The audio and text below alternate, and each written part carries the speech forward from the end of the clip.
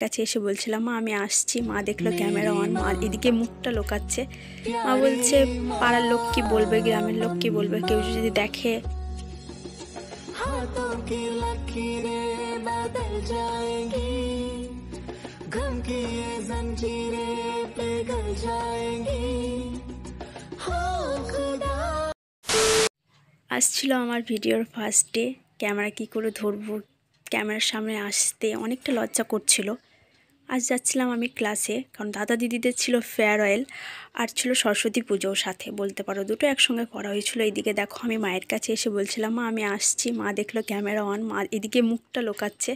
মা বলছে, পাড়ার লোক কি বলবে, গ্রামের লোক কি বলবে, কেউ যদি দেখে। তুই করছিস কর, কিন্তু আমাকে নেওয়ার কোনো দরকার নেই। আমি বললাম, কি হয়েছে তা? তারপর মা বলল, ঠিক আছে যা আয়। তারপর আমি বেরিয়ে পড়লাম বাড়ি থেকে। বাড়ি থেকে বেরোর পর টোটোতে চাপলাম।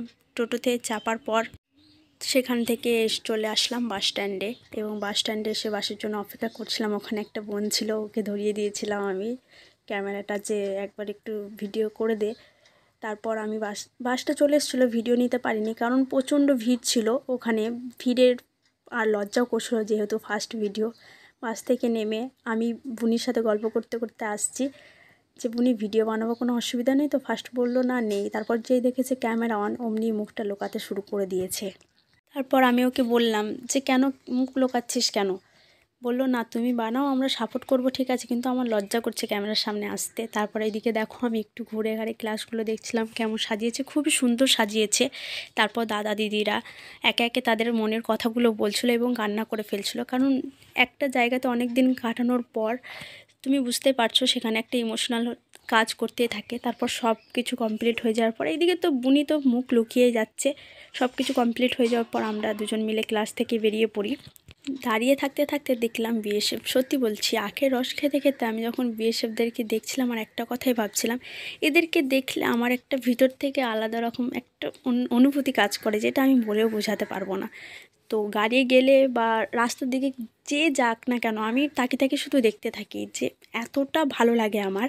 তারপর আমি তো ওখানে দাঁড়িয়ে দাঁড়িয়ে অনেকক্ষণ ওয়েট করলাম। আমাকে বললো, ঠিক আছে আমি 10-15 মিনিটে ঢুকছি, কারণ তারপর আসে প্রায় আধা ঘন্টা 40 মিনিট পর। তারপর দুজন মিলে, কারণ বুঝতেই পারছো একটা লাইট ছিল আমার হাতে, বাড়ির লাইটটা খারাপ হয়ে গেছিলো, সেটাকে নিয়ে আমাদের বাড়ি যাব, এবং ও একা নিয়ে যেতে পারবে না সাহিল, তাই আমাকে বললো ঠিক আছে দাঁড়াও আমি নিয়ে আসছি। তারপর দুজন মিলে সেখান থেকে চলে আসি বাড়ি। তো সবাই পাশে থেকে নতুন সাপোর্ট করো।